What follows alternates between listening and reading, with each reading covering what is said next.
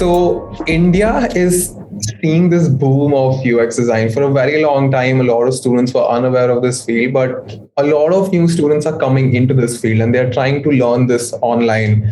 What would be three free yet extremely powerful design resources for someone who is just entering design and eventually wants to work at a company like Adidas or Fantastic? Yeah, I mean, I hope that happens also, that we have some people from India joining our company and joining the design team. That would be really awesome. And I can share a bit of the resources that I used also in the beginning of my career. Maybe that's useful to some people out there. I think it's really important to start with the basics and to get the foundations right. And that starts with the theory. I know that sometimes it's boring for a lot of people, but I do think it's very important.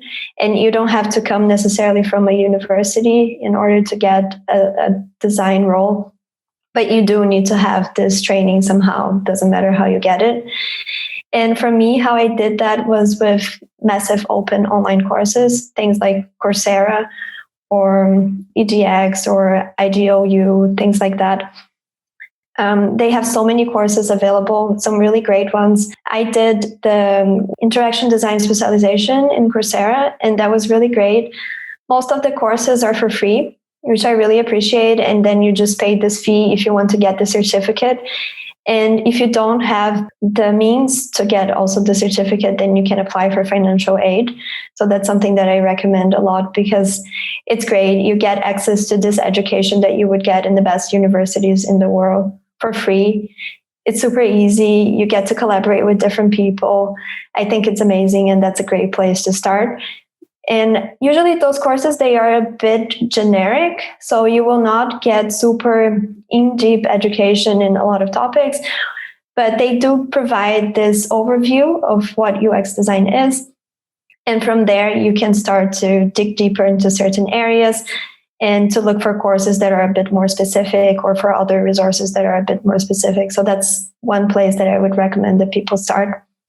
But of course, that is not enough because the theory is very different from what you experience when you put things to practice. So my second recommendation would be to do exactly that, put things to practice. And for that, I think that I don't even have a resource for it because it can be anything. You can create your own project with your friends, for example. That's something that I did as well. And it's great for a few different reasons. First, you can choose what you want to do. You can work on something that you're very passionate about. Second, you can collaborate with different people. And that's amazing because that's how you get the experience. You also get some motivation. You have some accountability. Because I often see or I hear from some younger designers that reach out to me like, yeah, I started this project, but now I'm not totally sure what to do. And that's normal.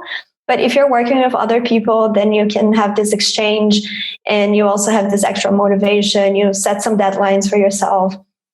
So I think that's really good. And something that I did in particular when I was at university was to join this extracurricular activities that you can usually have at a university. So different groups, like I was part of this entrepreneurship group. I was part also of some volunteering projects. And volunteering is something that I really recommend as well, because I feel like that's an opportunity for you to give back to the community and at the same time do something that is good for yourself. Again, so that you get this experience and also so that you can build a portfolio, because that's also really hard. I see that people are trying to apply for jobs and they don't have the experience and the competition is crazy in a lot of cases and you need to show something. And people are like, okay, but what do I show if I don't have any actual professional experience? So volunteering work is really useful for that. And also having your own project. So I guess it's really up to you. And the last thing, which I think is useful for everyone, not just people who are getting started with design, is to have an exchange with different professionals. So that would be mentoring. There are different names for how you would call this, but yeah, as a general term, mentoring. I've done this myself, both as a mentee and as a mentor. There are multiple things out there that you can try out. So for example, there are a lot of local communities with the Interaction Design Association. There's ADP List. there are many different things. You can just reach out to people also directly on LinkedIn. That's something that I've done in the past, that I just read a Medium article, was super interested about it, decided to reach out to that designer. And I feel like the design community is generally very open and very empathetic as well, and wants to give back to the community. And the reason why I think this is important, this mentoring experience, is because you get a little bit outside of your bubble. You can get different perspectives. You can see how different companies are operating. You can get direct advice for specific problems that you're having. You can connect with different people, build your network. This is super important also later on in your career when you're looking for different job opportunities and things like that. So yeah, I think that those would be the resources that I would indicate to someone who's getting started in design.